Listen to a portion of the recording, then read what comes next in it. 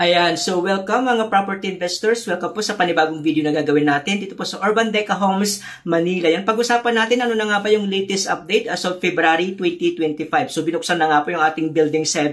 Kung naghahanap kayo ng mga 1 bedroom, ay marami na po tayong mga units na available. Yan po. So pag-usapan natin yung rent to own, mas maganda pa po siya kaysa sa magre-rent po tayo. Sa halagang 10,000 lamang na initial cash out, at pwede na po tayong makapag-move in. So kung naghahanap pa po kayo ng ibang properties, katulad po ng Urban Deca Homes Ortigas, Urban Deca Towers Cubao, Urban Deca Towers EDSA, mga SMDC at DMCI Homes, ay just let me know lamang po. So, tunghayan po natin.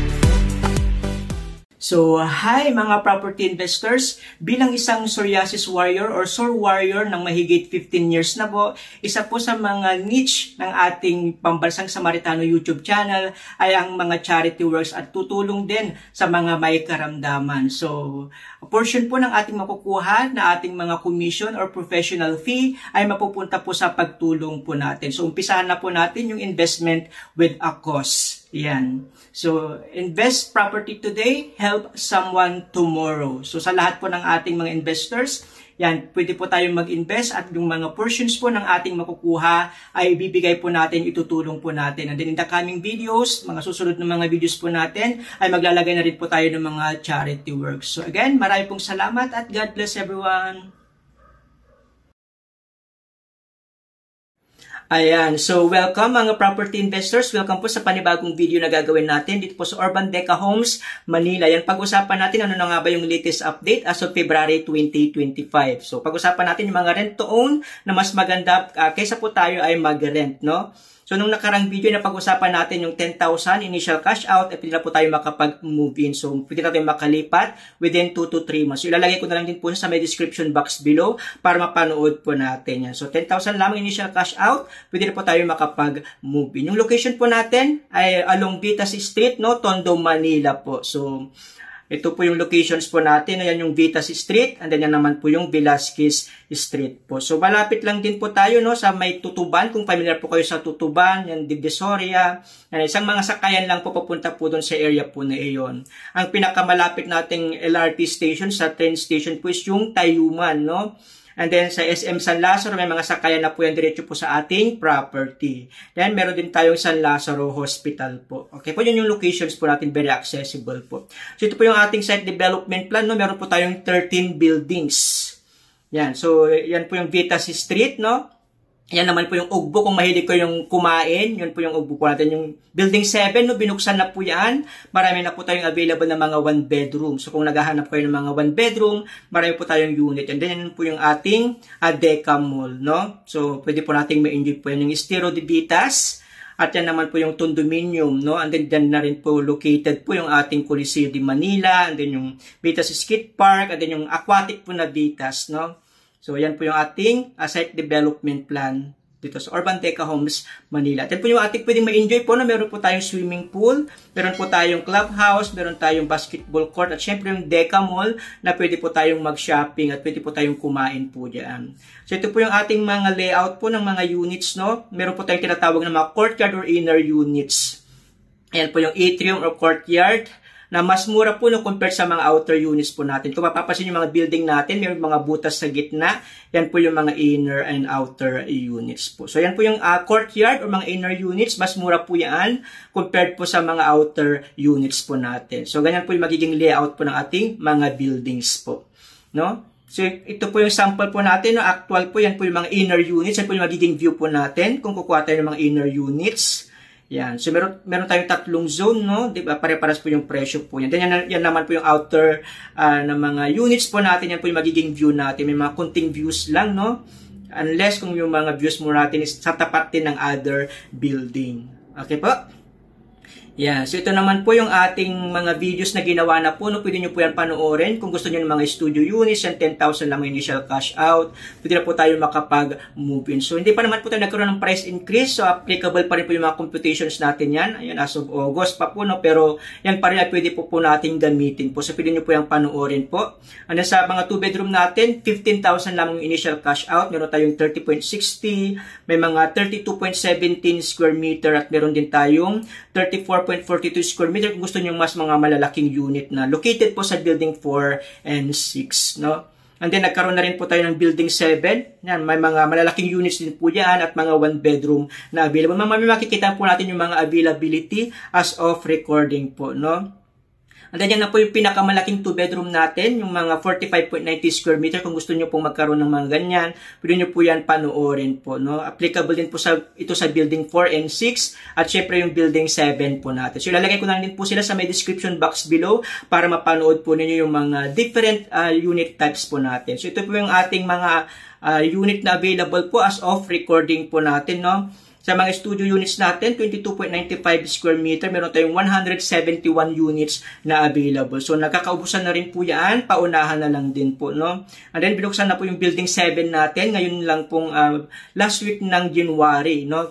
Kaya nagkaroon tayo ng 1 bedroom na mga 27.42 square meters. So, meron tayong available na 40 units as of recording po. Sa mga 2 bedroom natin, nagre-range siya ng 30.60 hanggang 45.90 square meter po. No? Sa mga 30.60 natin, ang dami pong inventory natin, nasa 1,637 no, na mga units po natin na available. Sa mga 32.17, yan po yung located sa mga outer, mga corner units. So meron tayong 339 po na mga units, no.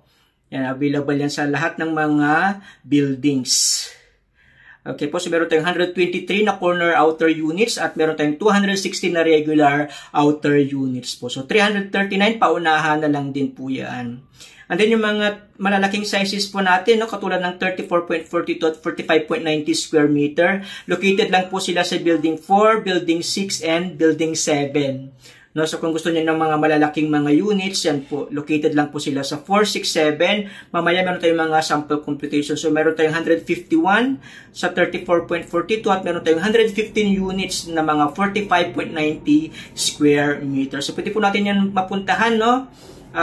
Sa mayroon tayong mga default units, so free viewing lang po tayo. Gusto ko lang malaman yung pangalan nyo po, time and date, kung kailan po kayo available. Kung may mga specific unit kayo mga gusto, kunyari gusto nyo makita yung mga 45.90, mga kung anong floor yung gusto po ninyo, so prepare lang po tayo ng payslip or any certificate of employment or any proof of income, no? Like certificate of employment with compensation, ganun po, and then or payslip, isang payslip pwede na rin po. So message nyo lang po ako, dial nyo lang po ako 0936-899-2683. Available po ako sa Viber, WhatsApp, Telegram, True Call, and True Text. Again, 0936-899-2683 para mapuntahan na po natin yung mga units dito po sa Urban Deca Homes, Manila. So marami po tayong mga options, no? Payment options.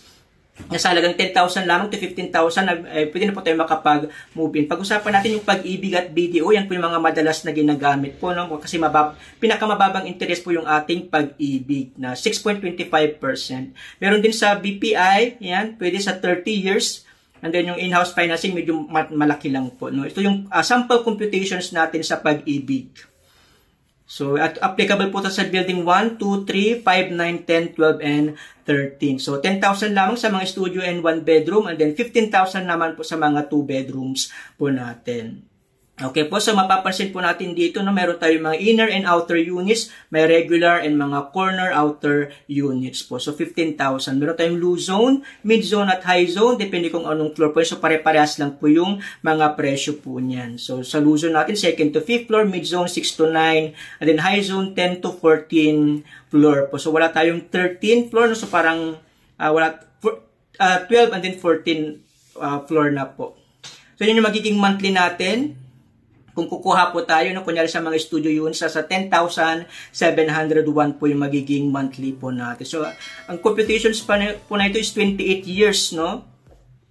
So, kung kunyaring bata pa naman kayo, pwede natin i-adjust no, sa 30 years. So yan po yung magiging monthly natin. Hindi pa po kasama dyan ng MRI, RPT, and fire insurance po. So kung gusto nyo ng mid-zone, yan po yung magiging monthly po natin. Estimate po, and then yung high zone, yan po 11,000 to 18,000. Depende po kung anong unit po yung kukunin po natin. Bibigyan po tayo ng mga actual computations po, no?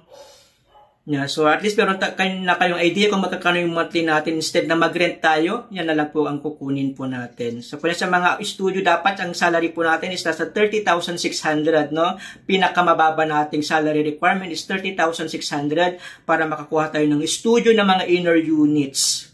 Yan naman po sa outer units, sa 35,000 naman po. Kung kulang yung salary po ninyo, pwede pa kayo magkaroon ng mga co-borrowers po. No? Kunyari, sahod yun lang po is 20,000. So, pwede kayo maghanap ng iba pang mga active na pag-ibig members para dalawa po kayo. Pwedeng tatlo rin po, no? Yan yung mga 2-bedroom, nasa 40,000 to 49,000, ganun po. 50,000 so 53,000. So, from 30,600 to 53,500, yung mga salary requirement po natin. Para ma-qualify po tayong kumuha ng mga sa building 1, 2, 3, 5, 9, 10, 12, 13, 28 years to pay po. So, mas bababa pa po yan. Kung kunyari 30 years, yung kukunin po natin. So, pinakamababa po ang pag-ibig, 6.25% interest rate po tayo. Okay po? Ayan. So, hindi ba po kasama dyan ng MRI, RPT, and fire insurance? Siguro add lang po tayo ng more or less 1,400. Ganun po. Yun naman yung 1-bedroom natin, no?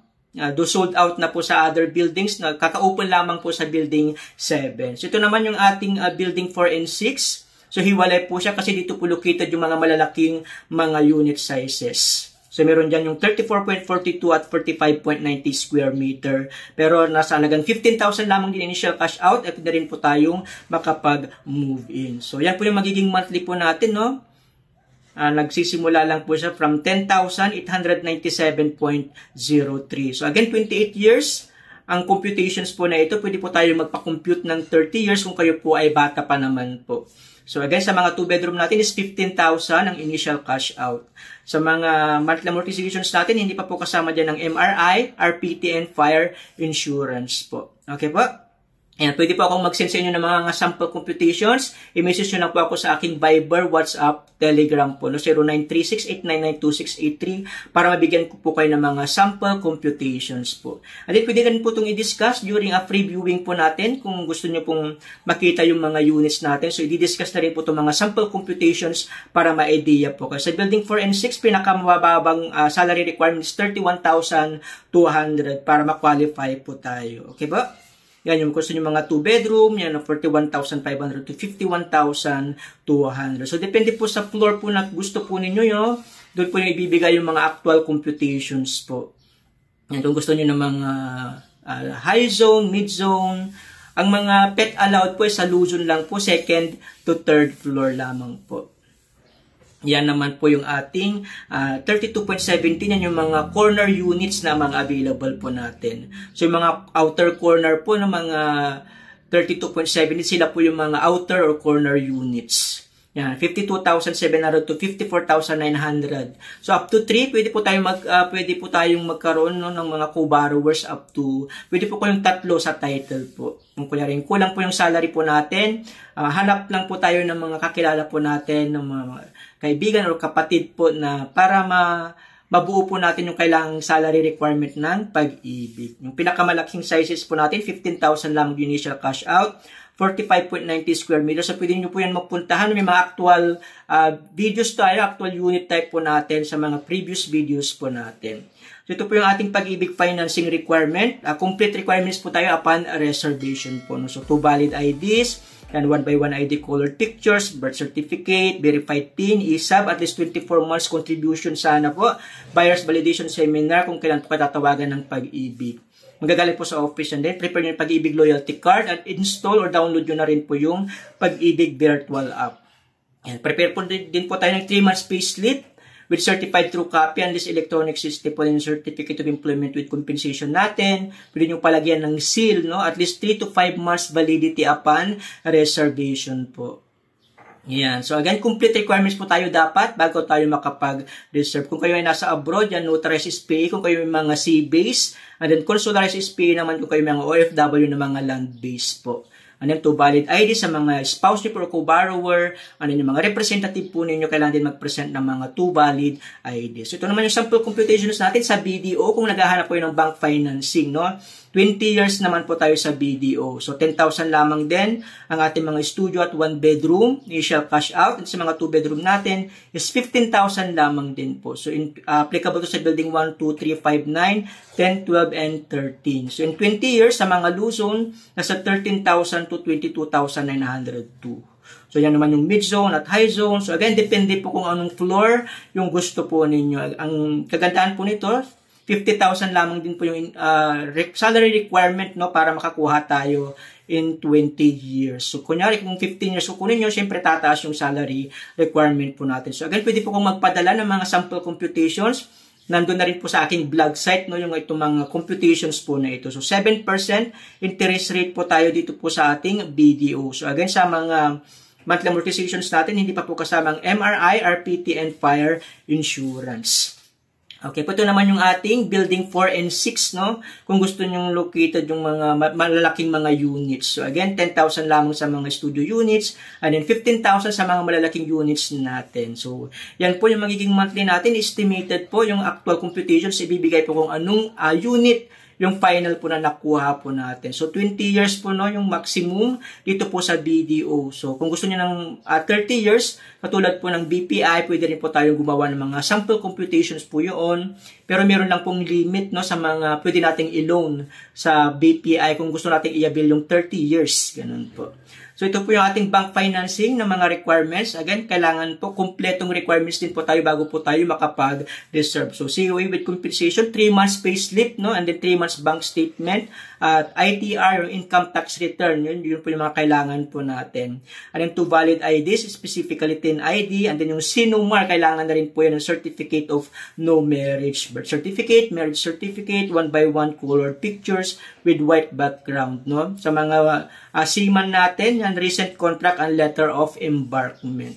So, sa mga OFW, kailangan natin mga job contract at POA standard contract po. Sa mga gusto ng in-house financing, 10.5% interest rate, medyo mataas lamang po, no? So, 10 to 15,000 lamang na initial cash out, plus, kailangan bayaran na po natin yung 3 months na monthly amortizations natin, as initial cash out during reservation para po tayo ay makapag-move in. Then, prepare po tayo ng mga isang booklet po, no, ng mga post-dated checks para po tayo makaabil ng in-house financing. Okay po, again, ang pinakamababa pa rin po na ating pwedeng magamit ay ang ating Pag-ibig. So, kung kayo ay active members ng Pag-ibig, 10,000 to 15,000 ay pwede na po, no? Hassle-free, developer assistant, bibigay lang po natin yung mga requirements po natin. Pinakamababang interest, 6.25% interest rate. At up to 30 years, pwede po nating maabil ang Pag-ibig. So yan po, wag niyo pong kalimutang i-click ang subscribe at ang notification bell para updated po kayo palagi dito po sa Urban Deca Homes, Manila. Maraming pong salamat at God bless everyone!